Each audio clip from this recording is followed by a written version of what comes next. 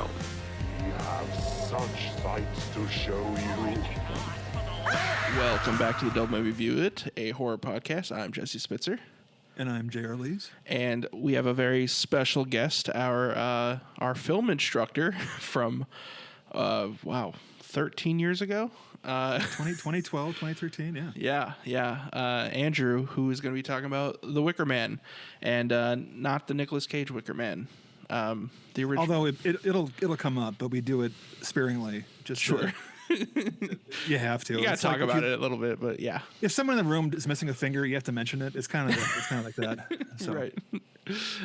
So let's just get on into that. And here we are to talk about the Wicker Man, the original Wicker Man, not the not the Bees movie. But yeah, and Andrew, our film instructor from way back in the day, has joined us. So yeah, welcome to the podcast, Andrew. First of all, thank you so much. It's such a thrill to be here. I've been a day one listener, and it's just every episode is a delight. Oh, that's awesome. I love to hear that. Can you Venmo him now? So why did you pick Wicker Man to be your movie to talk about? Well, so part of it was just out of panic because I knew that there might be a possibility that I could be a guest on this show, and I was really excited about that. And then by the time the invite actually came, like my head emptied out of all the movies I could possibly suggest. But Wicker Man was one that I had just recently watched for the first time and really stuck with me.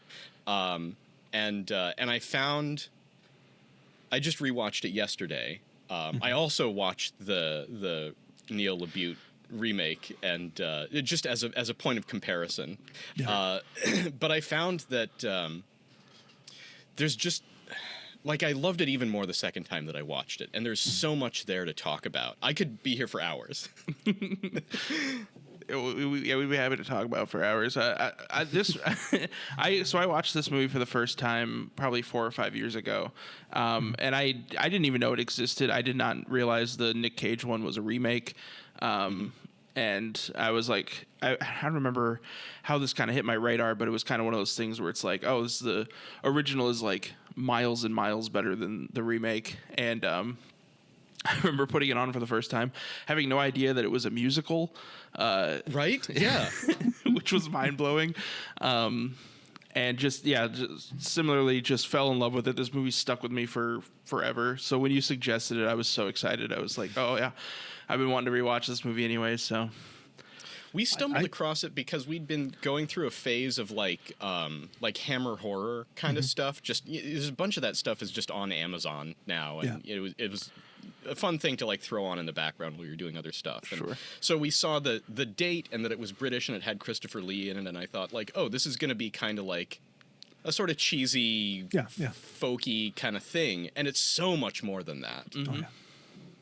Like it doesn't belong in '73. It doesn't belong on the shelf next to, Dracula Taste the Blood of, or any of them. It's such a weird, unique, fascinating. The first time I came across it, you can hear me okay, right? My headphones are hearing me. The Bravo had that 100 Scariest Movie Moments, and I think Wicker Man came at like number 7, and it spoiled the ending for me. So I didn't watch it for a while, and then when I did, finally saw it maybe 10 years ago, I'm like, what is this? This is incredible. This is amazing. And again, I watched it yesterday, and I forgot it was a musical. Yeah, how you could forget the Maypole song and all the Maypole song and the Landlord Willow's song and it's too. And it's just on Apple Music. It's in my car right now. And it's dirty. It's crazy dirty. It is, because when the music was on the first time, I kind of didn't pay attention, and then it gets the Maypole song, and I'm like, wait a minute. That's that, and then the landlord's daughter. Yeah, which is incredibly dirty, and I'm just like, so I play in the car going to work today. I'm just curious, and then I'm like, this is like NWA for Scottish people. It was just insane, and it doesn't belong in '73. It doesn't belong now. I don't know where it goes. Yeah, it is weird. It's because like you said, the songs are very very dirty, but it doesn't feel like the movie as a whole doesn't feel like a sleazy, horny movie at all. No, there's nothing gratuitous about it. Like I think about Willow's song too, which is like the implication is incredibly dirty, and she's like singing naked for the entire scene, but it feels appropriate to the setting in a way that, like, there were a lot of kind of sleazy British horror movies made around that time that had like very similarly dirty content, but just couldn't elevate to this level. Yeah. It really goes out of its way to be, and I was reading online that this movie was actually really popular with Christians when it first came out. Oh, really? Yeah, because which is so interesting that, and I think because they were able to kind of nail that not being sleazy, that it was able to resonate with them as well. And I love this movie because there's so many different reads, because you can come into it as an atheist and see it as like an incredibly judgmental Christian cop, getting his comeuppance. But you could also, as a Christian, come into this movie and see like a man who is completely devoted to his faith and unwavering and dies a martyr. And like, exactly, yeah. And I think it's really to the movie's credit that it kind of refuses to take a stance on which one of those viewpoints is right. You know, like it's amazing to me how much the movie is about faith, because again, in the hands of a lesser filmmaker, I think it wouldn't have been. But one of the lines from the movie that is just burned into my brain now is when Sergeant Howie sees the Wicker Man for the first time, and he kind of has an idea of what's coming, but he doesn't know exactly what it's going to be. And he sees it and he shouts, "Oh God, oh Jesus Christ." And for him, that's like a religious statement that he's making.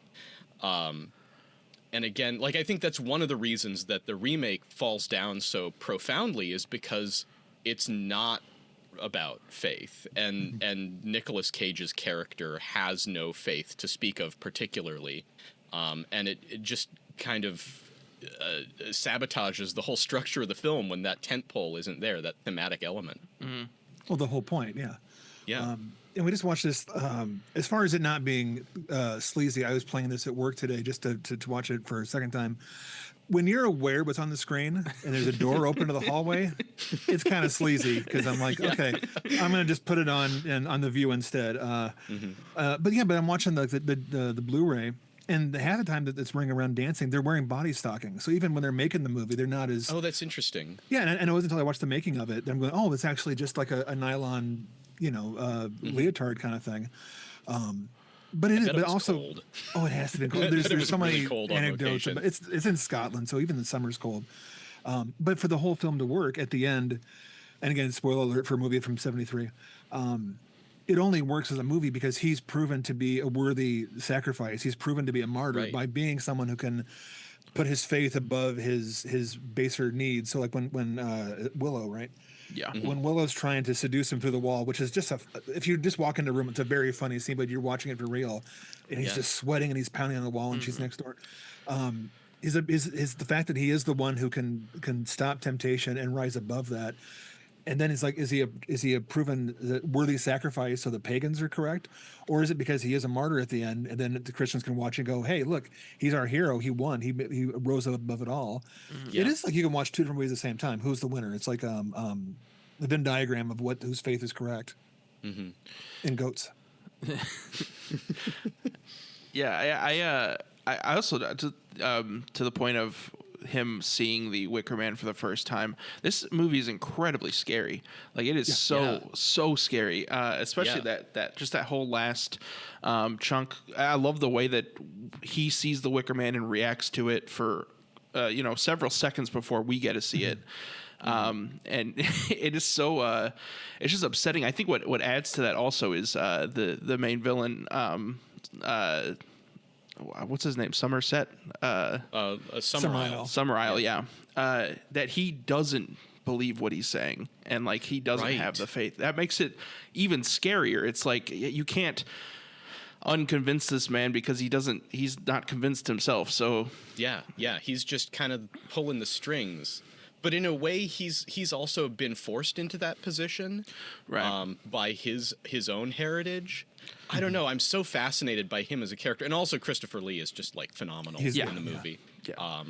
I believe I read somewhere that he said this was one of his favorite performances that he ever did. And he also said it was I'm the not worst surprised ever by too. He said it's the worst, but he's one of those guys that, like, if he's in the middle of it, I hate it, it's terrible hours, and then a month later, oh, I had it so good, I can't do his voice.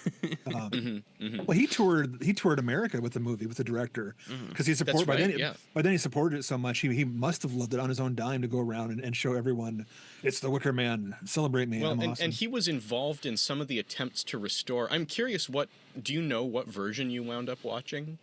I watched the final cut yesterday, and then today I watched the 88-minute the theatrical one. Yeah. I've never seen the 108-minute version, the super long Roger Corman cut. Yeah, What did you see, I Jeff? think that might still be lost. I'm not sure about that.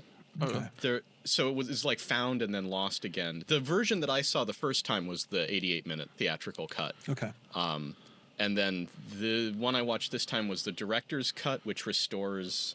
It's like 94 minutes or something like that. Yeah, so then they restores call some it of footage, the final but not cut. all. That's the final cut that's what they sold it as. Yeah, that's what I Yeah. watched as well. Yeah. And so the theatrical cut doesn't start on the mainland, right? I think it just starts with him flying the plane flying in, yeah. over the island. Yeah. Which does, I think, change things a lot compared to having that scene in the church beforehand. Yeah. Yeah, because then the theatrical puts the church scene like a half an hour later. And for some reason, I don't like the flashback. The only reason I have a flashback is just that, a couple other things. And it kind of ruins the whole idea. Oh, it's his story, whereas you're supposed to believe him then, since he's the one we're following. Yeah. Yeah, I like that all the church scenes too are like the communion scene, which to me, as someone who's not a religious person, is like the most, like, I don't know, like fun and magical part of Christianity is like the eating of the body and blood, and like he's so judgmental of all of the things that that they are partaking in, and then they keep cutting back to him partaking in something that as an outsider is also kind of a weird thing to be doing. Right, and Christopher Lee in the first scene where he meets Summerisle absolutely schools him on it too, and it's just completely shuts down his argument. I had to write it down. He says, have the children never heard of Jesus? Himself the son of a virgin, impregnated, I believe, by a ghost. Like, it just absolutely, like he's Summerisle is a really intellectually formidable opponent, I think. And he, like, this police sergeant is totally outclassed by him at every turn. Yeah. Well, and then that scene, it's also a couple years or a year later, Lee does the Man with the Golden Gun with Britt Eklund, and it's the same kind of scene where when he plays he has three nipples, I can't remember his name, but it is the same kind of scene where Bond goes into his lair and they talk the same kind of way. The sound turned off. It's the same confrontation of two matching wits, whereas Howie doesn't match Lee at all. He's just like upset. Really, that's all. Like, that's his whole thing. Is he gets to the island and he's scandalized by everything. Well, he's frustrated by his own lack of authority to shut it all down. I love that you say that. Everyone he talks to, I'm a cop. You can tell, right? He keeps saying that I'm a police officer. Obviously, there's no badge on his jacket. Obviously. Now Jesse mentioned the outsider to church. Whenever I see, whether it's real life or a movie, but why do it in real life, someone taking communion or in a church, I always feel like an outsider. As a kid who would go to, like, you're a kid, you go to someone's house for the weekend, you went to their church if you're staying the night, like overnight kind of thing. And I would do it a lot, but I was a kid in the back. They wouldn't let you sit up front. You wouldn't take communion. They would try and offer, but I'm like, I shouldn't do that. I don't know what the bread is. Now it's gluten. I can't do it. But in this one, they show it in your face the whole time how right he is, and then later on he's just being judgy the entire time. I wonder if I don't know why a Christian would watch that and not get kind of ticked, unless they're going, I too need to tell people to shut up. Except that at the end, when he finally realizes that he's been, like, led there and that they plan on killing him, some of that tone starts, like, it slots into place and it becomes relevant. Like, before that, it just reads as moral panic, basically, on his part. Like there's not really any there. But when he's surrounded by a village full of people who are like, no, we're gonna kill you, some of his rhetoric about everlasting life and, I'll be the one who is resurrected and not your apples, like, it starts to feel more more germane. And by the time that he is actually in the Wicker Man and it's burning, and he's kind of sounds like a Southern Baptist preacher. He's like preaching out of the burning Wicker Man. I can see how that might appeal to a Christian, and particularly a Christian with a little bit of a persecution complex. Sure. And I think it also adds to the horror too of like if I was a Christian in his shoes, being surrounded by people that are as dedicated to killing me as I am dedicated to my God, like that is horrifying. It's like there's nothing that these people could say that would sway me. So why do I believe that there's anything I could say to sway them? Exactly. It's like a completely hopeless situation, especially with the knowledge that he has that like their leader doesn't even believe it at all. Like he's just controlling these people. I think the only foothold he ever gets in that argument is there's a moment where he says, your crops failed because your strains failed, and that's just because apples shouldn't grow here. And he's talking to Summerisle directly, and he's like, you know that next year it's going to happen again, and you're the only suitable sacrifice at that point. I love that. And you can see on Christopher Lee's face that he knows that Sergeant Howie is right about that. But there's like nothing really he can do. It's not even a matter of like, I think probably even if he could stop the sacrifice, he probably wouldn't. But it feels to me in that moment like he's also trapped in this in this system that his family has built. He's born into it. His grandpa was doing it. His dad was doing it. Yeah, you almost have this like moment where you will see him just kind of be like, all right, dude, shut up, stop. You're ruining this for me. Like, right. Not so loud. Come on, they're going to hear you. Yeah. Who do you think sent Howie the letter? Oh, that's a great question. Yes, I've wondered about this before. I think it might have been Summerisle, because I think it would need to be somebody with his resources to find a suitable candidate on the mainland. Right. Like nobody else who lives on that island has any connection to life on the mainland. Yeah, that is interesting. I honestly, I never even really thought about. It's just like, oh, they found him and brought him over. But yeah, there would have to be somebody with connections outside. And but so then, do they have like a pagan mole in his police department? It's one of those things where you don't think about this stuff when it first comes out. No one's analyzing who Darth Vader's dad was or his son was back in the 70s.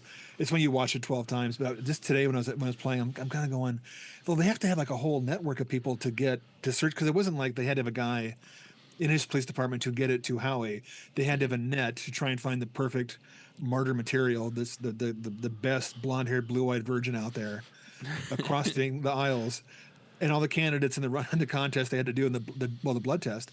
But I'm like, there has to be like I don't want that movie, but it makes me wonder as I'm thinking about it, how did they find him, Well, they have to find somebody who's like as foolish and arrogant as well. Like there's so many boxes that need to be ticked. But it's not like they just, what I love about it, this last time I watched it, it wasn't that they gave him every chance to fail. They they took Willow in there. There's the drinking. He has a drink and he does it real fast one, like he doesn't imbibe too much. And just as his talking about if he's going to leave or not, he had to continually prove that he is the guy.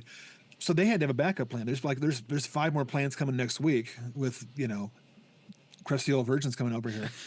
But it's like they had, for him to work on both sides as the martyr and as a sacrifice, he had to prove himself. Well, I do also wonder about. I think they certainly preferred him as a sacrifice, but if he hadn't been suitable, I do wonder whether they would have sacrificed Rowan. Yeah, that actually could have been the backup plan. Because he does pretty damning photograph of her with the failed crops that feels like so maybe if there's going to be a scapegoat, it's going to be her.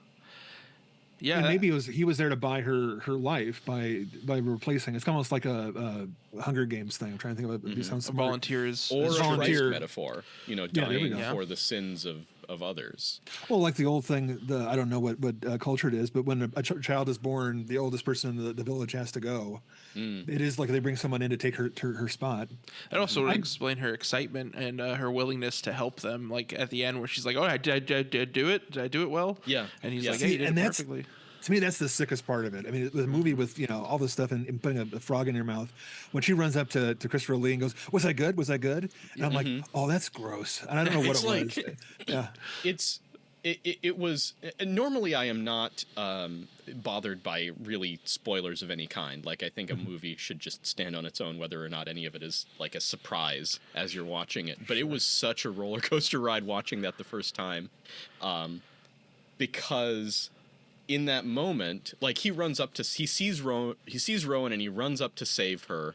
And she's like, "Please help me," and she's running away with him. And I remember thinking, like, well, she's not really a very good actor, is she? That's sort of a shame.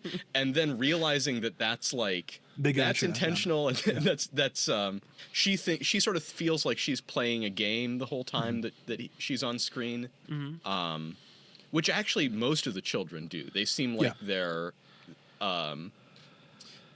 they just don't see the threat in anything that's going on, which I find really charming. Yeah. They're just being mischievous. Yeah. And, Well, he goes to the one door and there's the two kids in the masks, and they yell. They come down. And he goes, "Take those masks off," and they just look at. No, because they don't. They don't. They're just being. This is their Tuesday. This is May 1st. They don't listen to this guy. You know. those masks are so I'm a upsetting. cop. They really are. Yeah. The shot when they go out to the plane and all the masks are like peeping over the wall. It's like genuinely upsetting. Yeah, absolutely. There's a shot at the very end when you see up on the plateau, all the kids in the mask, and then the rest of the crowd comes up between them and behind them. Yeah. And I'm just like, that's so well done, because it was like, oh, they're creepy kids, and now it's just a game of numbers. You can't get out of this. You're on a cliff. Yeah. Yeah, that's the other thing about this movie. It's such a beautiful movie. Like, all of these shots are incredible. The final shot where the Wicker Man head kind of bows to the sun, and then the zoom in. Yes. Oh, you put it that way. Now they say in the commentary that was an accident, and I'm calling bullshit.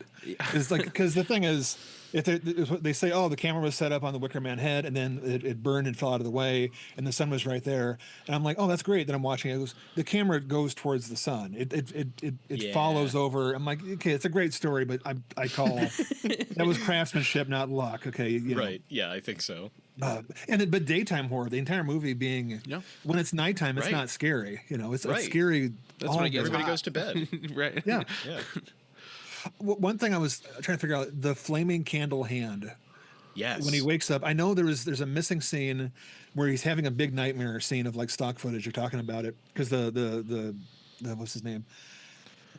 Doesn't matter. But the guy did the score. He wrote a whole score and they scored it for a nightmare scene. So he wakes up and he sees the hand, which is in the dream and in real life. That's why he freaks out and knocks it down. But it's not there, so he just wakes up and sees this candle and just knocks it down. He's like, "That's normal." He wakes up and most bed and breakfasts put a hand candle up in there. I'm like, cut that out.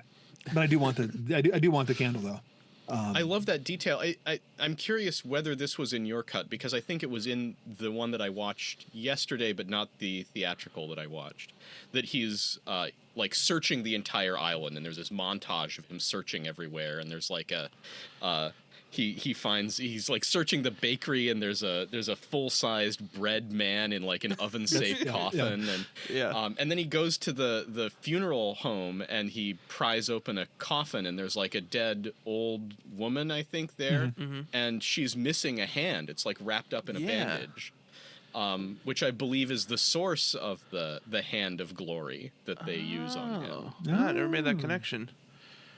Yeah, I love that whole montage where they're just like, they just have a bunch of pranks ready for him, like the one girl pretending to be dead in the closet, and that was my wife's smarter than me. But you guys both know that. So when the girl falls out of the closet, I think it's the missing girl. And even though I've seen it before, I still think it's her little blood in her face. But then I'm like, how long was she hiding in that door? It's like the whole day, because those are brick houses. They're not like, no one said, "Hey, quick, the cop's coming." You can tell by his. Did you? No. It's a movie, Jason. Don't overthink it. I also like the baker guy when he's just like, "Oh, what's in here?" And he opens it up and it's like that weird fish costume. He's like, "This is my costume." The salmon of knowledge. Yeah. It's so good. It's like, duh, don't you have one? Right? What do you mean, what's in here? This gets called the beginning of folk horror. They've got yes. everyone says Midsummer and other stuff now. They even call The Witch there. I always wondered if, because there was a couple films before this that were big folk horror. There was the Blood on Satan's Claw, the only one I've seen. I think this one was so successful nailing it, they kind of killed the genre. There's a subgenre. I'm really curious about that because, like, I am fascinated by folk horror as a genre because of this movie, and there's something like I would say that I am a recent traveler in the world of horror, and there are certain subgenres of it that I find really appealing, and folk horror is one of them. And so I am really curious because it does seem like it kind of sprang fully formed. Yeah. I know that's not exactly the case, but it is like if you compare this to Midsommar, for instance, which is a much later film, it's amazing how much that film owes to this one. Yeah. Oh, yeah. I was about to ask if you had seen that. Yeah. 'Cause yeah. that movie, yeah, it really is. I need to rewatch it again because I haven't seen it since I think maybe even in the theaters. But just thinking back to it, even like a lot of the symbolism and everything is very similar. The version I watched, I don't know if every version of this starts the same way of Wicker Man, but it starts with like a silent push in on that like sun face thing. Yes. Which reminded me a lot of the very beginning of Midsummer, just that tapestry shot of like pretty much the entire events of the movie. Just you don't know what it means yet. Right. But yeah, just so much of that. It feels so much like this movie. Well, it's the whole community that is or is not in a cult. Also, I mean, Midsummer is always sunlight because they're past a certain point of the season. And this one's just because it's easier to shoot in the daytime. Then in the last shot, everyone sits around, laughing and smiling while someone burns in the background. I mean, it's a love letter to the Wicker Man. Yeah, for sure. And it's a better remake than the Bees. Oh yeah, absolutely. Infinitely. I took notes when I watched the remake. I took notes, and the thing I wrote down like several times was, "It's just such a shame," because I do think that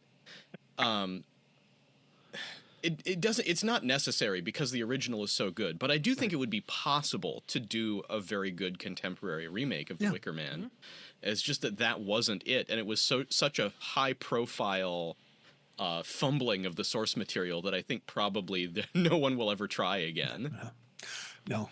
Yeah, no. we were talking a little bit before we started recording, Jason and I, that how that like the original Wicker Man wasn't popular enough to warrant a remake when it came out, and it's kind of weird that like it was even made in the first place. Yeah, it's like it almost makes me wonder. It's like, did someone watch that and was like, "Oh, I could do that better"? I know. Well, it's almost right? like the remake.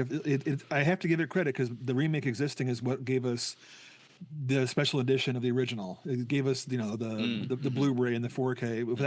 Without the Bees, they wouldn't have gone back and like done the remaster on it and stuff. Paul Giovanni, that's the guy who did the score. Yeah, I was thinking Giamatti, but that's obviously not him. That would have been good too. But I have to wonder. I know it was well known when it came out. It took a while to get to America. It was right after Jonestown. So I think they pushed it back a little bit. So it might have been why it wasn't talked about too much or didn't catch on. But now I'm surprised. I would like to have this one get some more attention because it's right along with the Ari Aster and the Eggers stuff now. It's just screaming to have people watch it, get eyes on it, and not just because it has Christopher Lee jamming out in a dress. Oh, it's so good. And Converse. The throwaway bit. A couple times now, when they have the claymores, the Scottish swords, and they're doing the little pentagram, and you stick your head through it. Why was I having a stroke then? Because I know it goes to. I've seen it before, and also I've seen the poster. I know the Wicker Man goes to the Wicker Man. It's not called the Beheaded Man, but I'm still watching them put their head through that, going, "Oh, they're gonna kill the." I was amazed by how quickly it passed too, because I remember. I think I must have just elongated it in my head into this long sequence, but I think that the filmmaker just does such an incredible job of putting us in the shoes of Sergeant Howie there, because he knows there's going to be a sacrifice, or he thinks he knows there's going to be a human sacrifice, but his research is inconclusive about what the method of that sacrifice will be. And so this could be it, you know. To him, it's like a coin flip if he puts his head through those swords, whether it's coming out still attached to him or not. Yeah. Is this going to trick? It's like the hand in the box. Like, is it going to be they outplayed him? Well, and then someone mentioned that this whole movie is the beginning of gaslighting. Not beginning of it, but they're talking about that's a great example of it. And I'm like, they do. He catches them in a lie, and then they all just go, and then they walk away. Well, the Right. girl's name Yeah. is in your classroom book right here. You're all a bunch of little liars. And the teacher goes, and they go outside and play. And I'm just like, it was frustrating. It was great. They also do a great job of like when he corners them, they'll just like correct him on something small that he said. Yes. Where it's just like, oh, so you're saying that the dead body is in the churchyard, and they're like, well, it's not really a churchyard anymore, is it?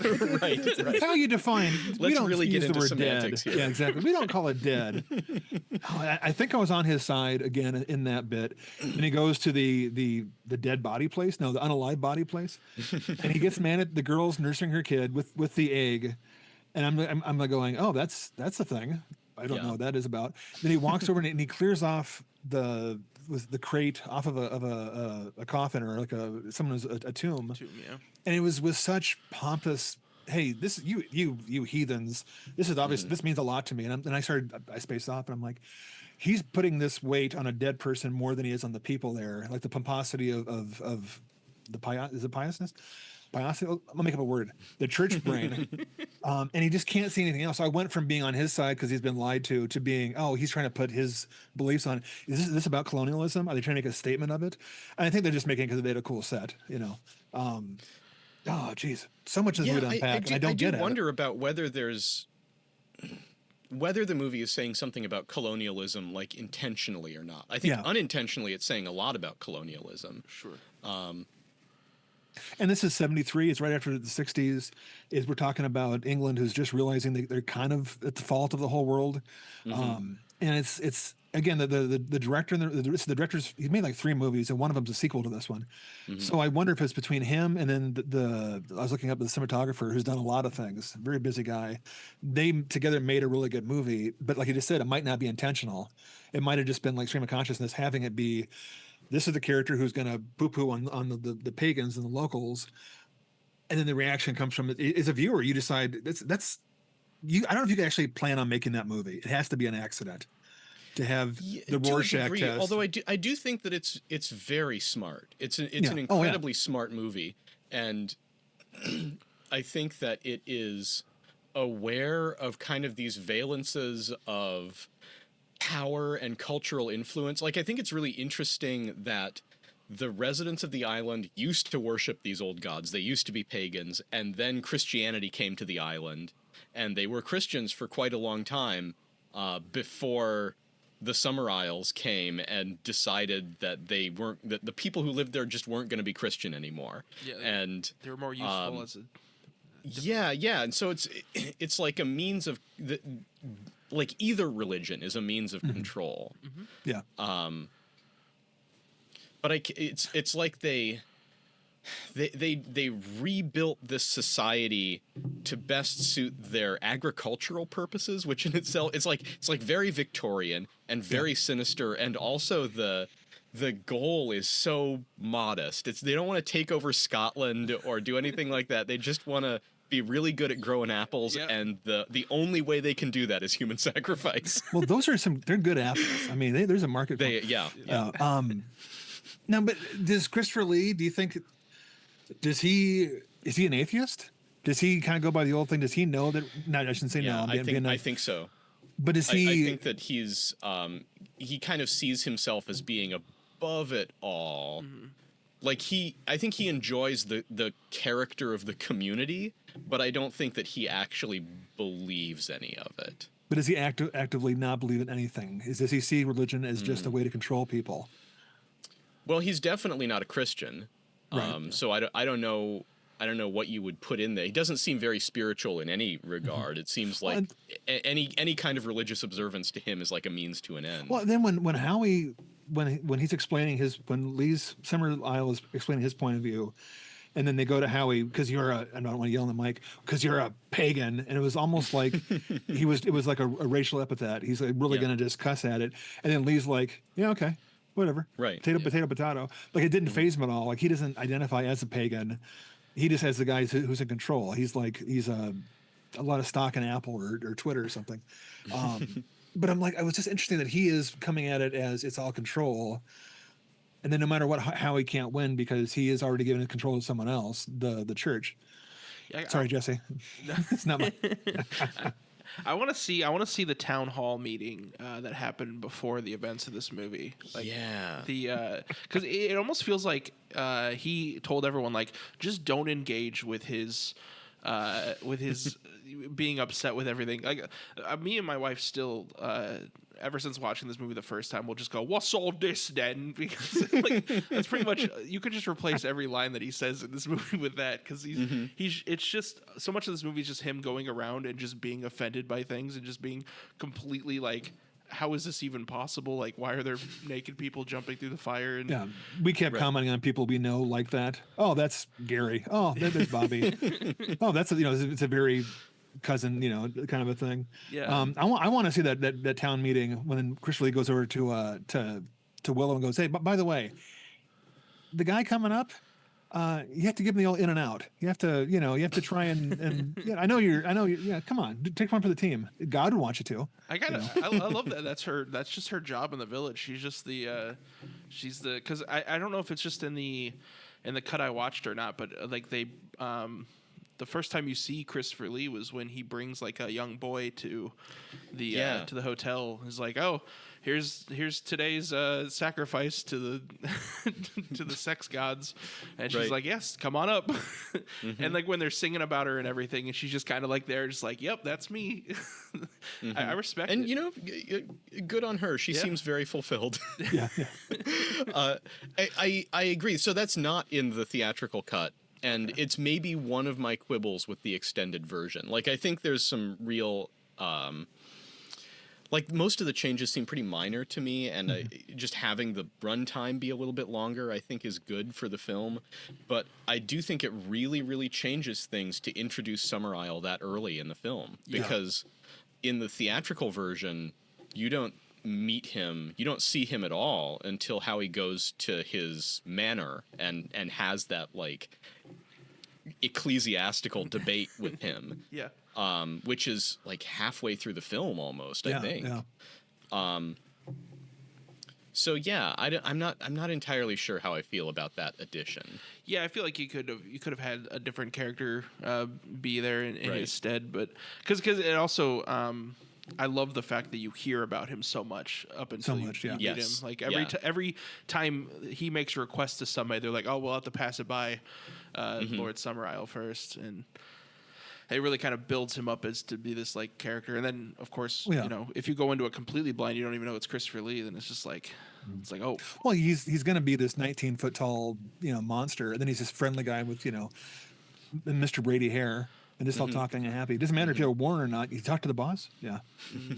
Well, and it's also having him before then. Even the scene with taking the one kid to the. I like to believe that the entire town, except for that day, is a normal town. They're a little bit weird. Yeah. They have a fish costume in the closet, but they're not killing anybody. They're not doing anything bad except for this one day of the year where they have to sacrifice a cop. Some things don't change. Because then the rest of it kind of goes back to normal and like this singing and dancing, but they're not that crazy from a small town. They're not like. I mean, it feels like a hippie commune. In like I feel like I've been to little towns that feel like that are just like, a little different from the cultural orthodoxy around them, but it seems to work for them, and everybody is like they're just getting on in the business of like growing apples and raising families. Yeah. Yeah, that's most small towns. I mean, minus the giant burning guy, but like it's just there's more of them out there than you'd think. They're onto us quick. No, there's a question: who made the Wicker Man? There was a guilty cough right there. He did it. I think it's probably a community project. I think that it's the kind of thing that a handful of them have been excuse me a handful of them have been working on for a while, because I mean, like, it's based on real cultural tradition from like Northern Europe, that there are it's very common for little small towns in like a thatch roof kind Scotland of thing, and Ireland, but also like Sweden and Norway, that they'll just build a giant straw goat or something, or a big wicker person, and often will just like burn it down at the end of the season. And I think those places tend to be, you know, if it's just one person doing it, it's not a tradition, it's just a weird neighbor. So everybody has to be involved. Yeah. Everyone adds The one local stick. It's like Stone Soup. They're all making it. It's a local high school shop class. That's the difference, is when you guys get done watching it, those of us who go, hey, I want that in my yard, kind of going, okay, how many branches do we have to take? Not a full size one, but just, 8 foot high. Really impressive structural engineering too. I was noticing that not only does it have a cavity that he can fit in and can support his weight on those 2 legs, freestanding legs, but also the arms are hollow and they're filled with like compartments for livestock. Well, there's chicken, there's goats above them. Yes. Pigs. I do love, my favorite, to be gross, behind the scenes thing was the goat above him. They weren't goats in there when they did the fire, but there was a goat above him, and it did at one point scare the pee out of him. Down Edward Woodward's, and he's just like, but apparently the joke on set was, it's warm. Well, I'm like, for about a second. I was saying warm until it's cold. Yeah. But just, and I love that the studio back then, I was going to, I think it's IMDb trivia, the studio, and they're trying to sell it, they watch it, and they go, we have some notes. At the end, no one comes and saves them. And they go, no, that's the whole point. That's the whole point. And the studio, literally, the marketing branch literally goes, can it start raining? And it just puts the fire out. And I just like put my phone down. I went back to work for a while, and I picked it back up. And I just wanted that almost happened. Think about it.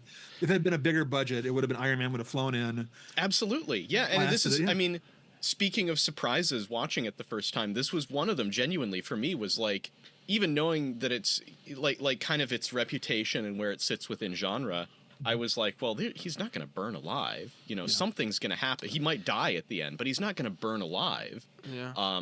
And it's like gruesome and really upsetting, and also just like, I really admire that that's the ending that they chose. Yeah. They could have softened it. They could have done any number of things to give the audience like a moment of like feeling that it's redemptive in some way, but they don't really do that. It's just like, end of the movie, there's the sunset, roll credits, and that's amazing. And they do, and they kind of drag it out too a little bit, because I remember the first time watching it, just like, I was just racking my brain. I was like, wait, how is he going to get out of this? Like, must be. It reminds me of, I don't know if you guys are Game of Thrones fans, but the first season of Game of Thrones, there's like the main, spoiler alert for Game of Thrones, the main character is beheaded like at the end of the first season.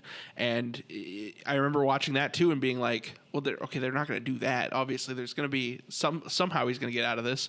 But no, it really is. It's like, other than an act of God, ironically, if it did start raining, which I think if that was the ending, I think the Christians would love this movie even more, probably. Yeah. But yeah, no, there's it wouldn't make sense for him to get out of this situation, so he doesn't. And yeah, it's like you said, it is brutal, and it's like heartbreaking, but it's also like, damn, they went for it. They did it. Plus all those shots of Christopher Lee grinning and dancing in a yellow turtleneck. Yeah. Just the 70s, yeah. Yeah, amazing. If you did have it rain, if maybe it had collapsed and he walked out of it, it would have been They're All Wrong and Christianity Won, Yeah. which I could see that being a movie. I mean, it'd be Kirk Cameron be starring in it, but I mean, like, it's that's why it's so good. I mean, the last 10 seconds it could have ate shit. Yeah. And it had the pagans all be wrong, or it could have fallen on top of Christopher Lee. Yeah. Right. Give him credit for it. Again, no money makes it work. Oh. And it's still with me the next day. I mean, I've seen this a couple times now, and I'm still going, because it does, like you said, Jess, it goes on. It stays on that. I don't remember I don't think that the theatrical version has him belting out the same volume as the final Yeah, cut. I think that sequence might be longer in the Because I remember he's in there and he's suffering and it's bad, and then it kind of goes away. But I remember in the other cut how he belts out some hymns, and I was like waiting for it last night watching it, and it was just like this and it's like a not a death rattle, but it's triumphant. He is he's like trying to sing over them too. over them, and he's trying to reach the heavens for almost asking for help or saying I'm still here. He's not trying to get out of it. He's just trying to say what his side is, whatever. And I love that bit. It wasn't. I don't think it's in the. For some reason, that didn't make the theatrical cut, which to me is the end of the movie. It is him being just as violent as the flames. He's attacking them as much as the fire's attacking him. Which I think adds more to that, like the two sides of the coin. Like they really let the Christian character have the finale. Like he takes control of that final moment, and he's completely hopeless, but he's still so engaged in his religion and able to kind of like do every possible thing he can to counteract the evil act that's going against him. Mm-hmm. It's beautiful, and that could be why they cut it out too. Maybe they wanted to have the pagan side win, the non capitalist side, take over. But who knows? Yeah, I mean, in some ways, it kind of heightens the horror too to have a more unequivocal victory of the mob. Mm-hmm. Just those smiling faces. Everyone just. It's like the end of the Grinch. This is it. Just gets to me. Yeah. Man, I think we could probably go on for another several. Absolutely. Yeah. I have thoughts about the remake too. I think I spent a lot of time trying to dissect what it was that I found so insulting about the remake. And I think ultimately the problem is it's the script. It's also like weirdly, it feels like a weird, like sweaty, paranoid nightmare of a man who worries that women are like conspiring against him. Oh, it's a documentary. Okay. Yeah. But I mean, it's like in the remake, there's all this stuff about like the men in the community sort of aren't allowed to speak, and there's this extended metaphor with like the queen and all the bees are female and male drones are not really useful. They changed the school scene, so in the original, they're talking about what the maypole represents, and the schoolgirls say that it's a phallic symbol, and that's what upsets Howie. In the remake, the schoolmaster is teaching them that essentially men are phallic symbols, and I feel like that's a much less tenable argument to make to a room full of 11-year-olds. Sure. Yeah, it's been so long since I watched that remake. I don't remember it being so gender specific, but like that, it's one of those things where it's like,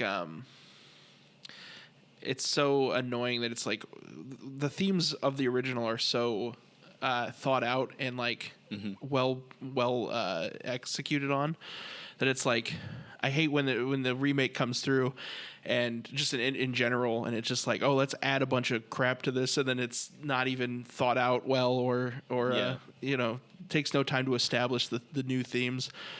So I definitely can imagine that being incredibly annoying. I can't remember anything about it. All I remember is we're watching it, and then Kat was going, I don't remember any of it. Have we only seen the remake? And then later on, she's like, I really hate the remake, and I hate it more now because we've avoided this movie because that one is so bad. Mm-hmm. But it is like, here's a nice piece of pie, and now here's steaming shit. It makes the pie taste a lot better too. So sure, that's true. Disgusting. Yeah. The bees. All I know is the bees. I didn't know Ellen Bernstein was in it. I didn't know that they did the gender swap. I can't remember a thing about it outside of that. It's just bad, Yeah, it's very unfortunate. So next week we're doing two-parter, surprise two-parter. Isn't the beast scene also? Isn't that it's like not in the theatrical cut? Isn't that like? Yeah, I saw the theatrical cut. It's not in there. I mean, there's a lot of stuff with bees. There's like bee imagery, and that as an idea is kind of interesting, but they don't really do anything with it. Mm-hmm. But the whole like not the bees thing is, I've still only ever seen the GIF. I've never seen the actual scene. No, it's there. 'Cause I sent that scene to Kat when we're doing this, and then she's like, no, no, no, that one's on you. I'm gonna go walk the dogs. I think did. the thing I'll I walk love the again. most about that scene is just him screaming, "They're in my eyes," and they're just clearly not. Well, he's just, I mean, that's his whole character, is he's just like narrating the bad things that are happening to him. He's got no other internality at all. Where does it fall out in the movie? Is it because, I mean, nothing happens to him until the very end? Is he attacked by stuff the whole way before the end? I know he ends up in a Wicker Man. Yeah, I'm not sure where the B map. It's just I on think the it's street right stuff. before. I think it's right before he gets burned up. Okay. That's the other thing that I remember about the remake, is that, like, here is a man who is not nearly concerned enough about his own bee allergy. Yeah. Like, if you were deathly allergic to bees and you went to an island that was like a small island that was known for making honey, like, you'd carry an EpiPen in your pocket. I was gonna say that is the most obvious. Like, now I have to watch this because now I don't. I think you're both lying to me. It never happened. This is actually Ghost Rider 3.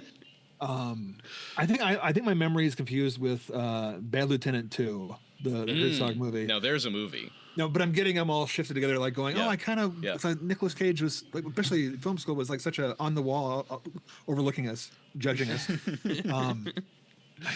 I maybe I didn't pay attention to this one. Maybe I was just. I used to drink. This might make me do that again. That's fair. Yeah, I mean, That's if there's a movie to drink through, it's the Nicolas Cage Wicker Man. On that note, Yeah. Yeah, I was gonna say, thank you, Andrew, so much for. Oh, it's been such a pleasure. I want to come back and talk. This is the other thing, is since I suggested this, I keep thinking of, like, other movies I should have suggested, and so I have so many more that I want to talk about. hit us up. right now, right now. Okay, so I was thinking about one of the reasons that I love The Wicker Man is the same reason for most of the horror films that I love. They're like kind of edge cases, and it's a little bit unclear what makes them horror. And I've seen an interview with Christopher Lee where he's like, well, I never considered The Wicker Man a horror film. It's just a drama. Right. And I think that, like, some of my other favorite films that feel kind of horror or horror adjacent are, like, you could say that about, like, Eraserhead, for instance. A lot of people call that a horror film, but there's nothing really in it that makes it a horror film, except that it's, like, black and white and the production design is weird. But, like, you could say that about Citizen Kane. Yeah, so, sure. like I was thinking about, I don't know if you're at all familiar with Peter Greenaway. He's a British filmmaker who made Drowning by Numbers and The Cook, the Thief, His Wife, and Her Lover. I've seen that one. I think, or A Z and Two Knots. I think any of those kind of qualify as horror, and they're would be very interesting to talk about. Okay. Yeah, I've never even heard of those, so I'm always down for new stuff. Well, yeah, anytime. I would love any excuse to watch Peter Greenaway. I would love to and do I'd love any some excuse to Lynch. talk about movies with you guys. Yeah. Aw. Again, Venmo again. I need a new Cash App, but I would love to do Eraserhead. I haven't watched Eraserhead since class. Same. And I remember going into that classroom 2013, 2012, thinking it was a horror movie.